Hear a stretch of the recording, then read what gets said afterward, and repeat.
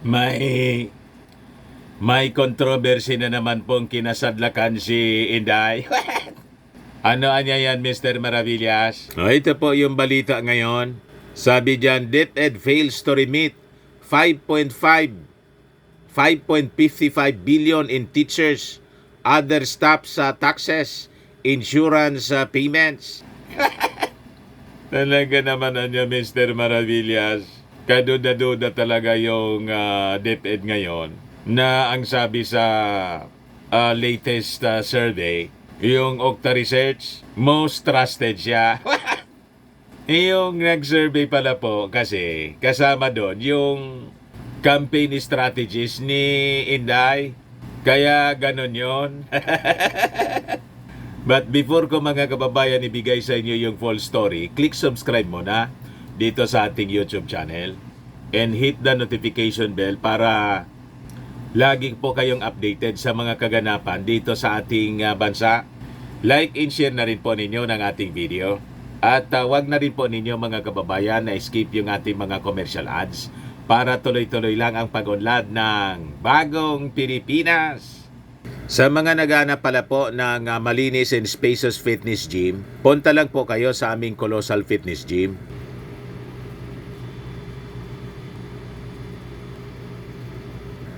We also offer Grab car rental with our brand new 2023 model ng Toyota Innova. We also accept booking for those who are planning to travel via PAL and Cebu Pacific in other airline companies, local and international, and bills payment for Meralco bills, PLDT, etc. Ang Colossal Fitness Gym is located at 3rd floor Security Banca Building, Landco Business Park, Legazpi City, Albay. For inquiries, look for Jilon Maravillas, contact number 0966-802-0949.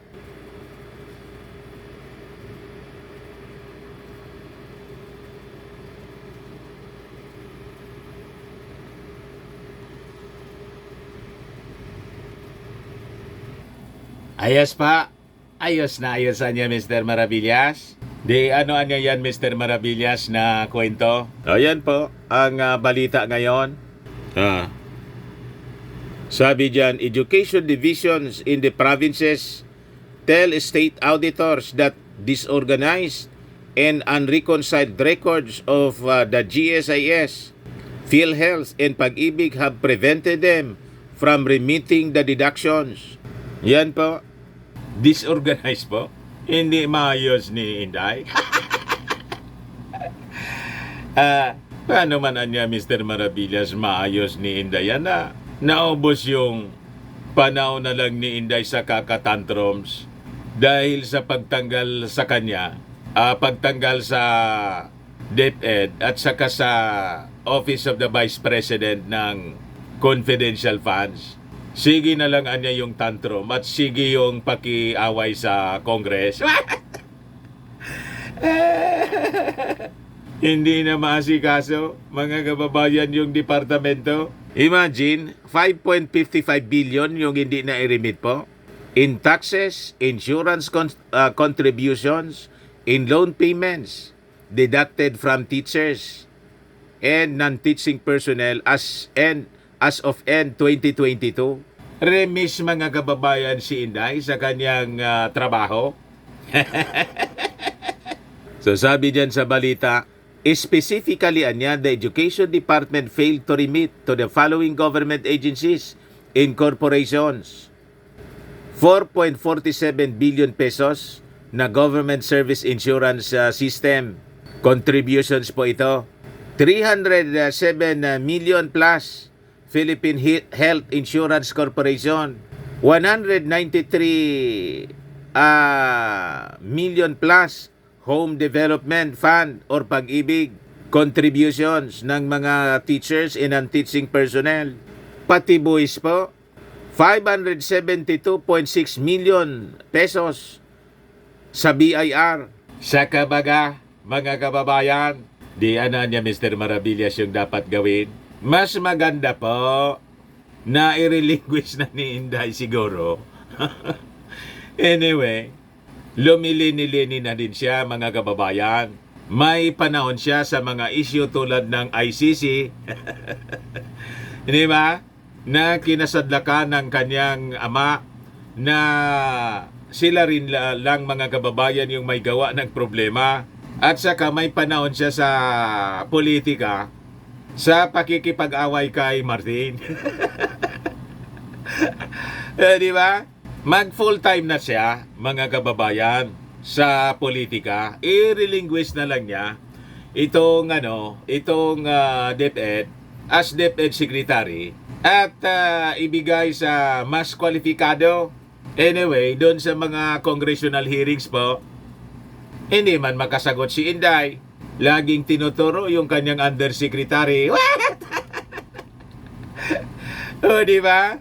Yun ang nagpapaliwanag po. So, nagiging kahiya-hiya ang kanyang sarili, mga kababayan, as DepEd Secretary.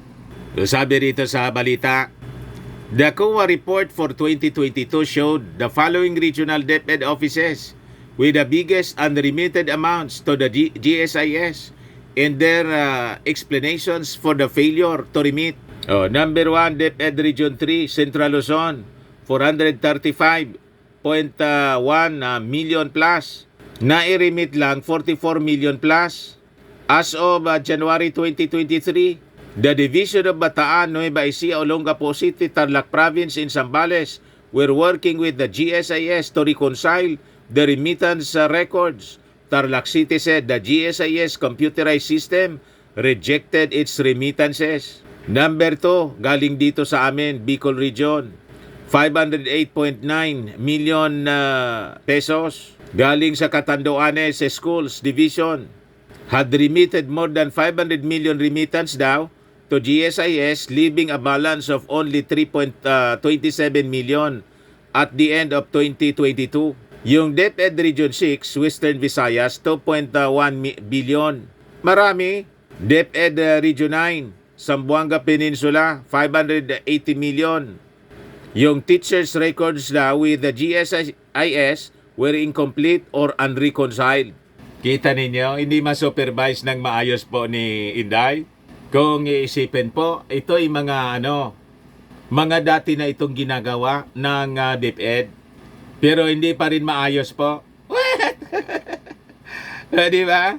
So sabi dyan, State Auditor said, the failure by the DepEd offices to remit the premium contributions deprived their employees of the opportunity to avail themselves of loan privileges, earn yearly dividends, and such other benefits, thereby causing undue injury on them.